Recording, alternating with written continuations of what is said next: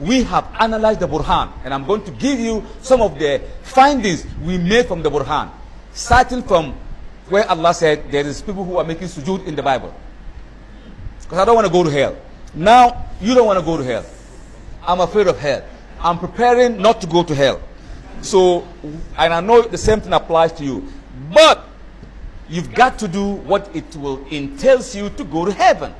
Heaven is not cheap. It is not. Even though you were born a Muslim, fine. But, you don't want to go to hell before you go to heaven. Heaven is not cheap. Amanu wa amilun. Not just lip syncing, acting upon it. Any religion, they say it, but they don't act. This is the act in Islam. You have all the do's and the don'ts in Islam. So when Allah said, amongst them are those who bow down to Allah, because Allah really wants people to bow down to Him. He is the King. He is the majestic King. He deserves to be worshipped. So when Allah said, the Torah and the Injil have the information, let's look at it. In the Quran, Allah said, الذين يتبعون الرسول النبي الأمي الذي يجدونه مكتوبا عندهم في التوراة والإنجيل. Those who follow the messenger, the unlettered prophet, mark my word, the unlettered prophet whom they found mentioned in their books, meaning Muhammad is mentioned in their books, Tawrat wal Injil.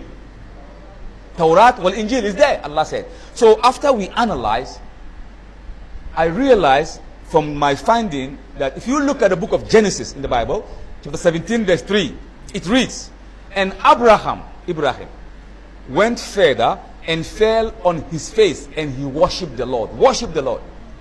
Ibrahim alayhi salam. That's what Allah said. Ittabi'u millata Ibrahim hanifa. Ma kana Ibrahim Yahudiyan wala Nasraniyan walakin kana hanifa. So Allah said, follow him, his millah, Hanif, the upright. So he's bowing down. After Ibrahim came who? Moses. I look at the book of Exodus chapter 41 verse 30. It reads, and Moses and Aaron and the son of Aaron, Eleazar, put water at the entrance of the tabernacle, and they washed their hands and their feet before entering in the tabernacle, and they bowed down with their head to the ground, and they did worship the Lord. Look, you don't need to be a scientist to see that in their books, and you begin to wonder, how come they don't do the same that we do?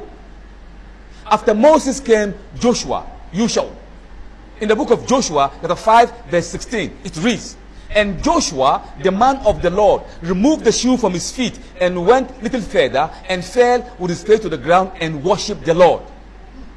Joshua worshipped the Lord. How did he do it? On the ground, like we do.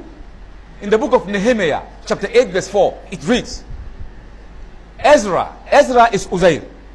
This man, a pocket of Yahud, actually worship him. I've seen that. What the Quran said in Surah Al-Isra. There are some, the Falasha Jew, some of them do worship Uzair because he's very intelligent. He's the first person to brought about maybe 20% of the Torah after it was burned and lost. He memorized about 20%. So he brought that from his memory. They say, wow, this is a Malaika. So they begin to worship him. A segment. So Nehemiah, book of Nehemiah in the Bible, chapter 8, verse 4, it reads, and Ezra, the scribe, stood in front of the congregation.